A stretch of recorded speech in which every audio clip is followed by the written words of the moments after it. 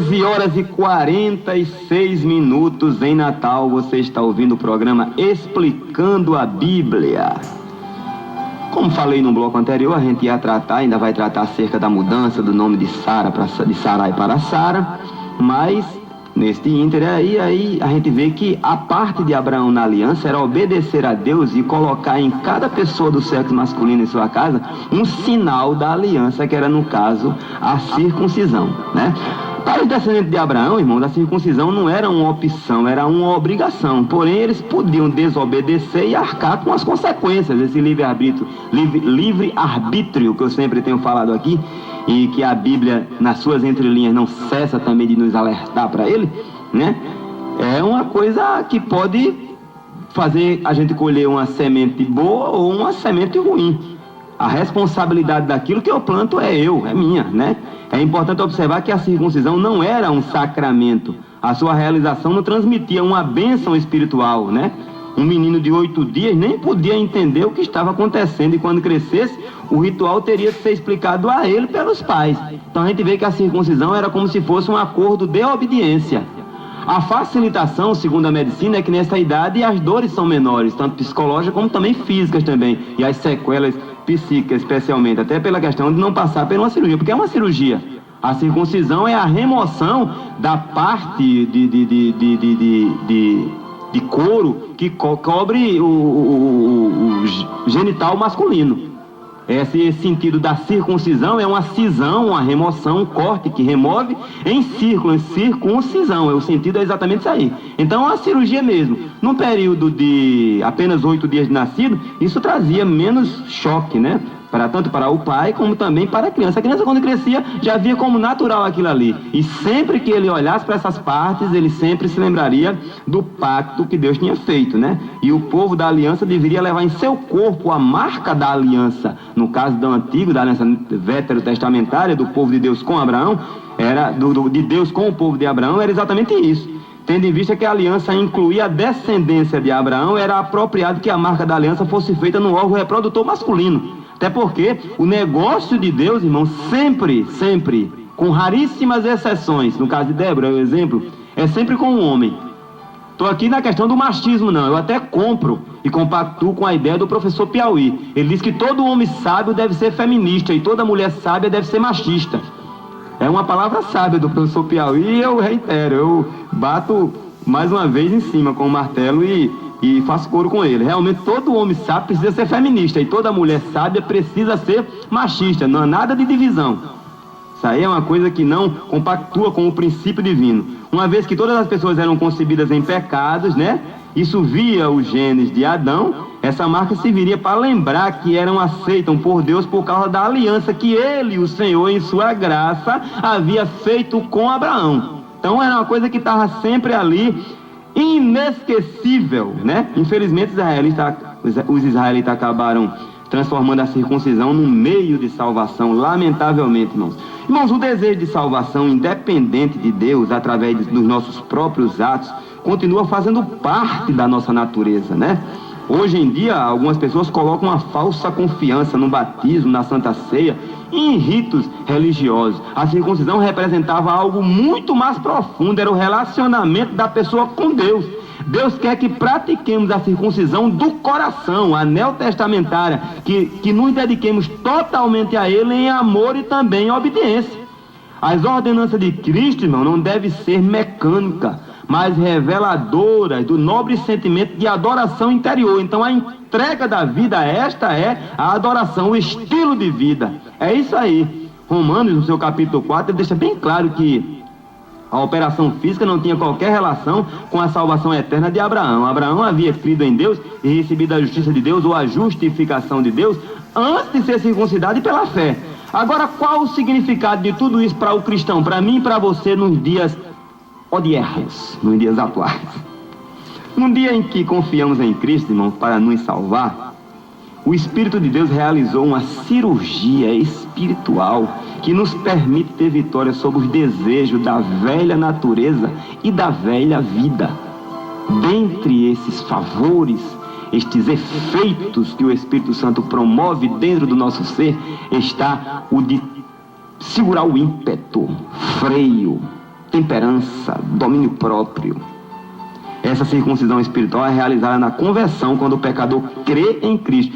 Não, mas crê ou não crê, porque até o diabo crê, é uma confusão modo. Não, quando eu falo crê, eu estou falando no sentido nobre da palavra, no sentido profundo, espiritual, exegético e bíblico da palavra. Crê na prática. Quando eu falo de adoração, estou falando de adoração como estilo de vida. Aquelas manifestações de alegria que tem no culto, é favorável, é bom, gozosa? Claro! Mas o principal é estender aquela adoração através de atitudes fora das quatro paredes da igreja. E não se trata da circuncisão de Moisés, mas da circuncisão de Cristo. É exatamente essa nova circuncisão que a gente está fazendo uma aplicação aqui bem clara. Entra a questão de Sara, que foi dado um outro nome a ela, que Sara significa princesa, né? O significado de Sarai, irmãos, é um significado discutível, porém consensualmente é atribuído o sentido de contenciosa ou de teimosa. Na grande maioria dos eruditos judeus chegam a esta conclusão. O negócio é o seguinte, é que houve uma modificação de Deus. Certamente este nome Sarai ele não trazia benefícios para a pessoa, para a vida de Sara. Imagine, você já viu alguém colocar no filho o nome de Satanás? É porque não traz benefício, meu irmão, isso aí.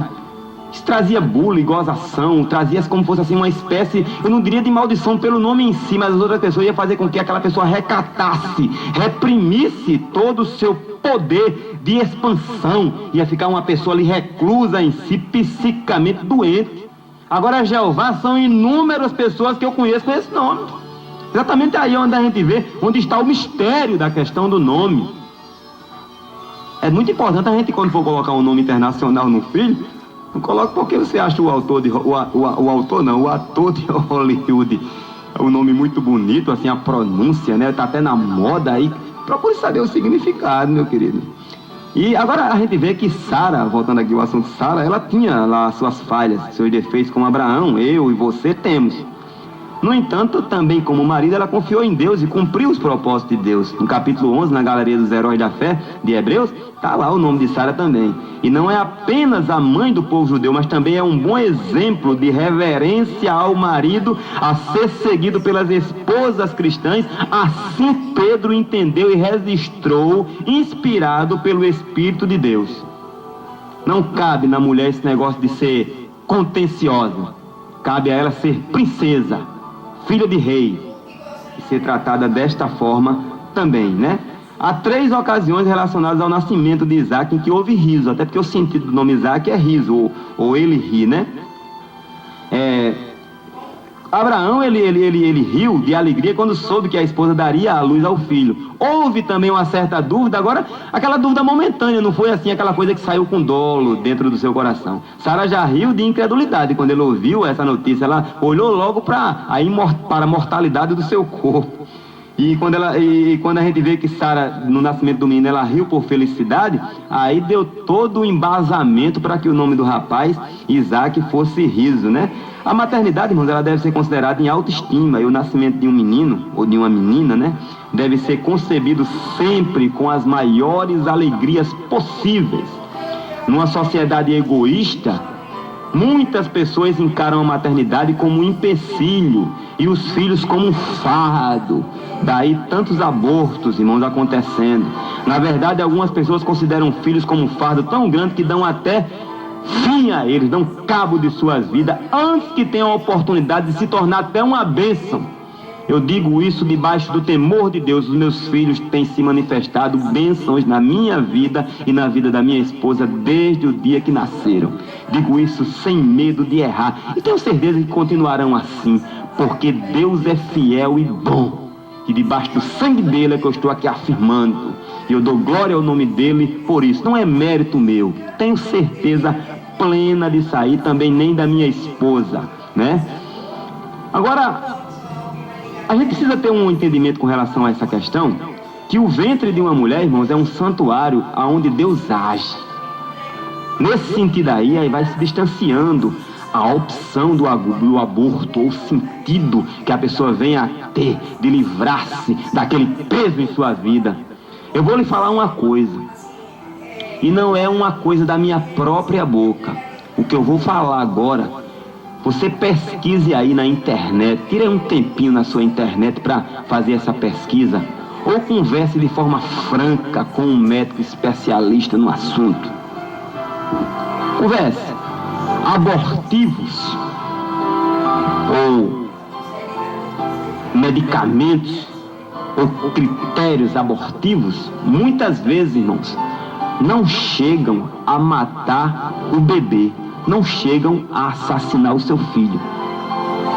O bichinho ou a bichinha nasce, mas podem deixar sequelas físicas e psíquicas irreversíveis para o resto da vida, e nos dois, na mãe e no filho. Isso às vezes é refletido em distúrbios comportamentais. Não, o menino nasceu sano, normal, a menininha tem total, plena consciência, tá lá, mas às vezes ela é tão agitadinha, tão desobediente, é tão assim, dificuldade de aprendizado na escola. Isso aí às vezes é efeito de abortivos usados e não teve a eficácias entre aspas, o fim esperado, que era exatamente a morte daquela criança. Estou falando isso assim para encher a minha nem a sua consciência de peso, não. Mas é uma coisa para a gente ter a oportunidade de se retratar com Deus, pedindo perdão e prometendo-lhe que jamais utilizará este recurso infame. Do ponto de vista humano, a gente pode até entender o motivo de Abraão interceder por Ismael, que foi o que aconteceu lá no final do capítulo, né? Ele era o seu filho, ele amava profundamente, viviam juntos há 13 anos. Ismael estava ali entrando na vida adulta. Ismael, ele não era culpado de ter nascido. Abraão e Sara viam o pecado, e o menino, ele não tinha culpa daquilo. Tenhamos cuidado com a forma hostil quando a gente se dirige a Ismael, ou os ismaelitas, né? Claro que com o tempo as coisas vão cooperando com a formação do caráter. No entanto, do ponto de vista espiritual, Ismael não podia subsistir a Isaac, nem mesmo igualar-se a ele. Deus falou que a minha promessa, o meu pacto é com Isaac. E ele cumpriu essa promessa, né? Através do próprio Cristo. Mas as bênçãos da aliança não faziam parte da herança de Ismael. Somente Isaac herdaria todas as coisas. Ismael simbolizava o modo carnal do ser humano realizar algo para Deus, mas Isaac era uma criança do milagre, nascido pelo poder de Deus. Ismael, ele trouxe dissensão ao lar, mas Isaac, ele trouxe sorriso, até no seu próprio nome. Ismael, ele não recebeu aquele novo nome, pois ele representa a carne. Não houve necessidade da mudança de nome por parte de Ismael, que já está nascido naquele período, né? A carne não pode ser mudada. Esta é a aliança, a aplicação que a gente pode tirar daí. Que é nascido da carne é carne, quando Jesus falou para Nicodemos aqui. Porque eu sei que em mim, isto é, na minha carne, não habita nenhum bem. Paulo falou isso aos romanos, né? Ou seja, a velha natureza pode ser disciplinada, reprimida, controlada, mortificada, mas não pode ser extraída de dentro do homem, irmão. Até que recebamos o corpo glorioso do Senhor, a luta entre a carne e o espírito sempre continuará. A compreensão dessa realidade, dessa imutabilidade ou dessa ausência de extração, ela pode nos fornecer subsídio para lutarmos contra a nossa natureza, irmãos, que é sorrateira e que de forma ardilosa costuma querer comandar o nosso coração, aonde procedem as saídas da vida, que é o nosso pensamento. O bom estrategista de batalha, ele estuda minuciosamente o adversário. Da mesma forma, devemos estudar o eu, para assim sermos de fato mais que vencedores. Oremos então em 5 segundos, em nome de Jesus. Senhor nosso Deus e Pai, a nossa gratidão por tudo. Tu és Rei eternamente. Amém.